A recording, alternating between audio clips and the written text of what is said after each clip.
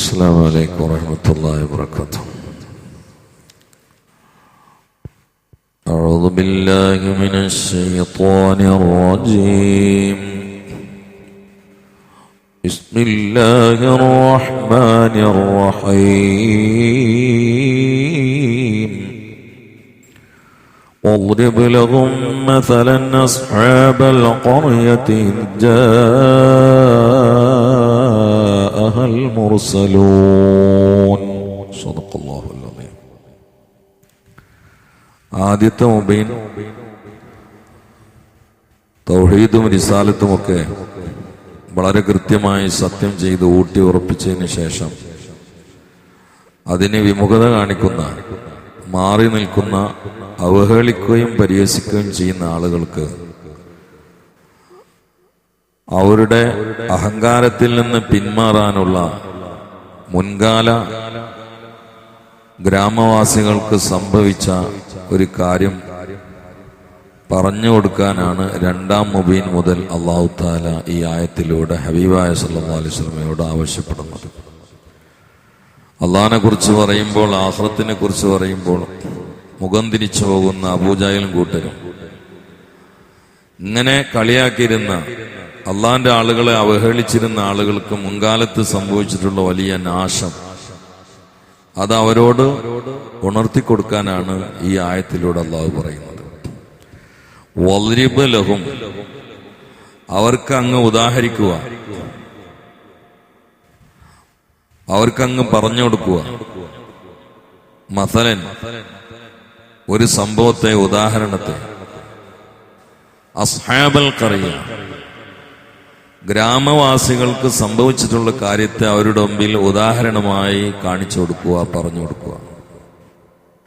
ഇത് ജാഅഹൽ മുർസലൂൻ, അള്ളാന്റെ ദൂതന്മാർ അവരിലേക്ക് പ്രബോധനാവശ്യാർത്ഥം വന്ന സന്ദർഭത്തെക്കുറിച്ച് ഓർമ്മയാക്കി കൊടുക്കുക.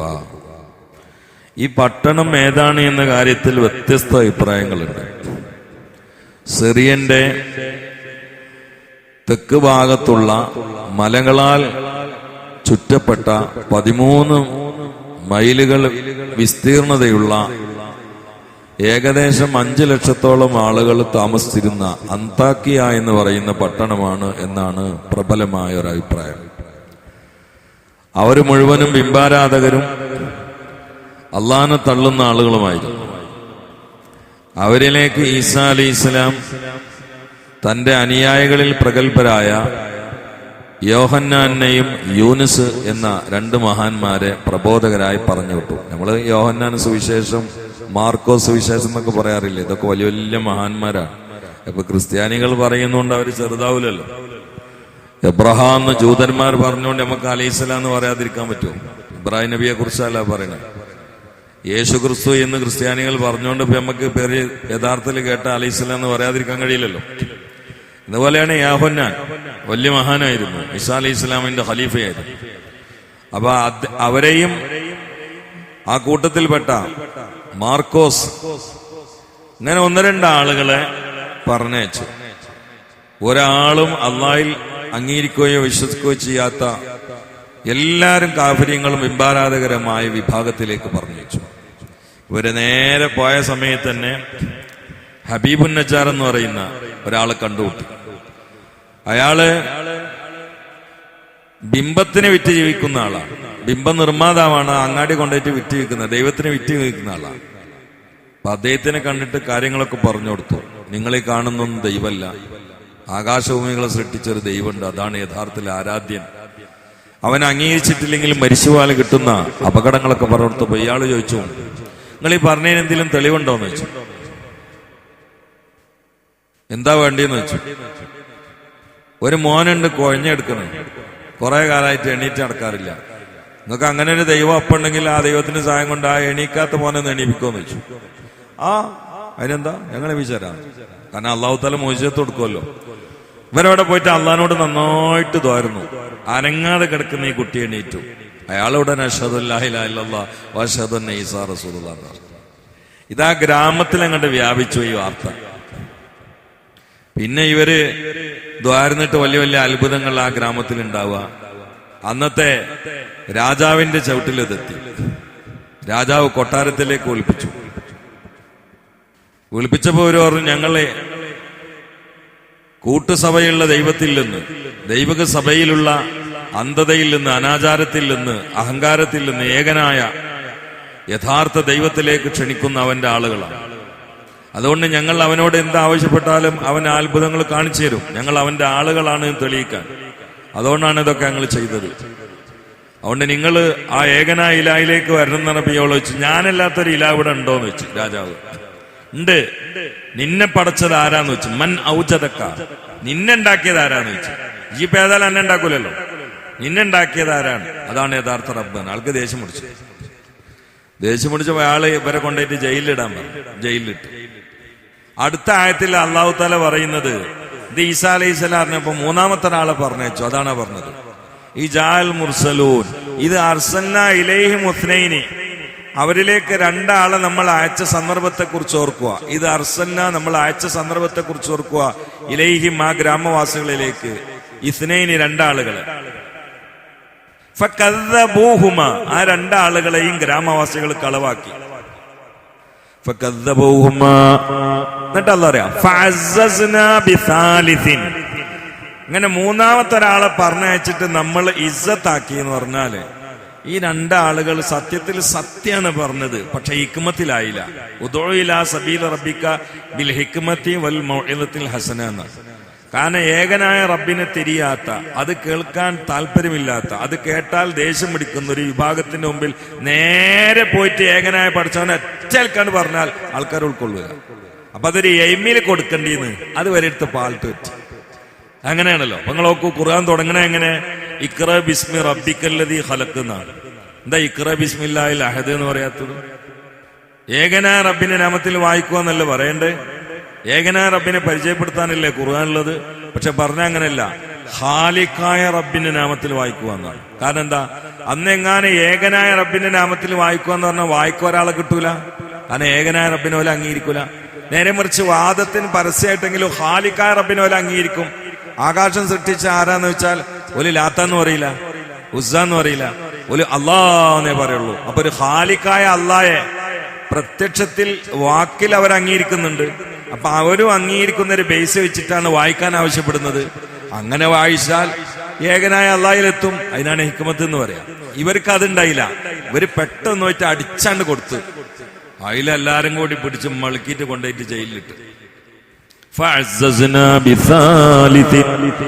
അപ്പൊ മൂന്നാമത്തെ ഒരാൾ അള്ളാഹു താല പറഞ്ഞയച്ച്. ആ ആളാരാ നിങ്ങള്? ശംഊൻ അലൈഹിസ്സലാം. അവര് പോയി. അവര് നേരെ ദഅവത്ത് നടത്തിയില്ല.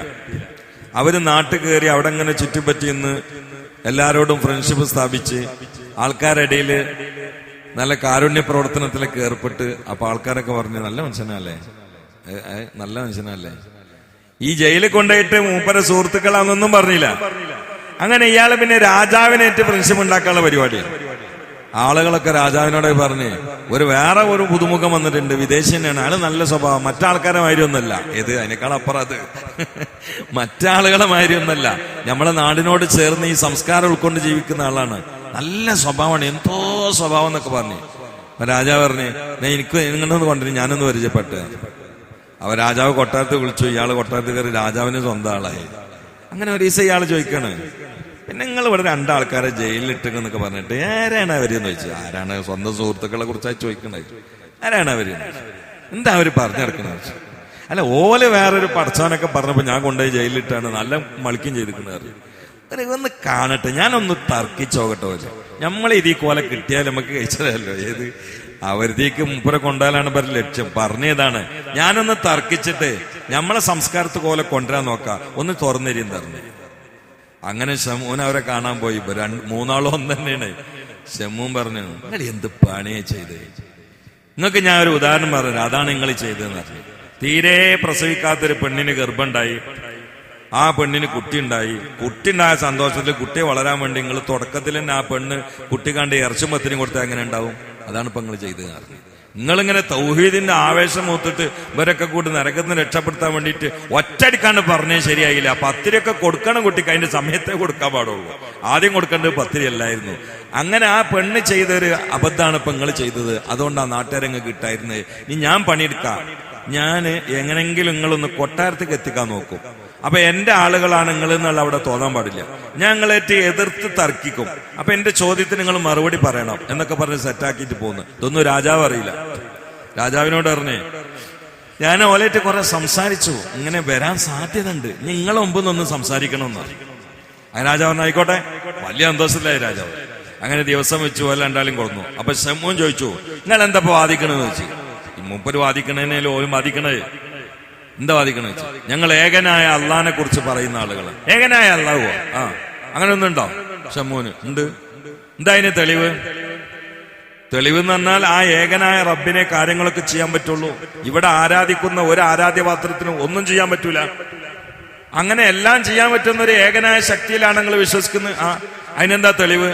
എന്തെങ്ങൾക്ക് വേണ്ടത് അതൊക്കെ ചെയ്തുതരാം.